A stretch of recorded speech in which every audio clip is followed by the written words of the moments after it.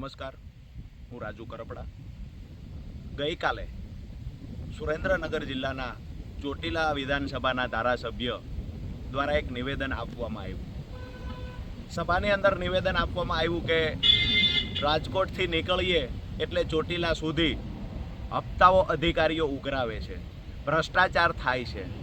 આ ધારાસભ્યનું જે નિવેદન હતું એ માત્ર ને માત્ર ચૂંટણીલક્ષી નિવેદન છે, મતદારોને આકર્ષવા માટેનું નિવેદન છે. ધારાસભ્ય અને સાંસદ સભ્યોની રહેમ નજર નીચે જ ગુજરાતમાં ભ્રષ્ટાચાર થાય છે.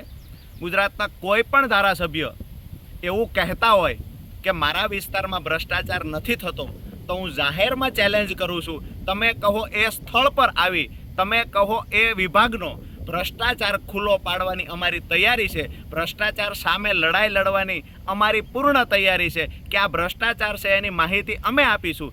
જો તમે ખરેખર પ્રમાણિકતાથી નિવેદનો કરતા હોય તો ભ્રષ્ટાચાર વિરુદ્ધની અમારી લડાઈમાં જોડાવ, અથવા તો તમે અમને કહો કે માહિતી જોઈએ છે તો જાહેર મંચ પર કયા કયા વિભાગમાં કેટલો ભ્રષ્ટાચાર થાય છે આ માહિતી અમે આપવા તૈયાર છીએ.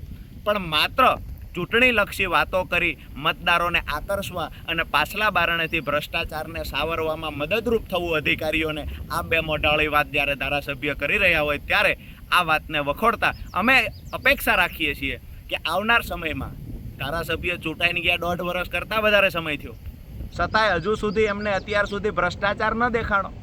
માત્ર અત્યારે ચૂંટણી આવી ત્યારે જ ભ્રષ્ટાચાર દેખાયો. એટલે કે આ વાતો, આ નિવેદન માત્ર ચૂંટણીલક્ષી છે. ભ્રષ્ટાચાર વિરુદ્ધની લડાઈ ભાજપ ક્યારેય ના લડી શકે. આભાર.